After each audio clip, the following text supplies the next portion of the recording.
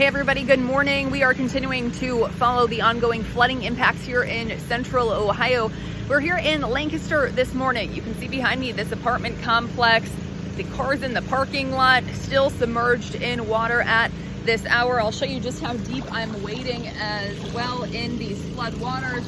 You're probably able to hear the sump pumps busy at work as crews have been working overnight to try and keep those flood waters down. We will continue to provide the latest updates on where people can go to seek help if they do need to be out of their homes until these flood waters do go away. We'll provide the latest updates throughout the day today.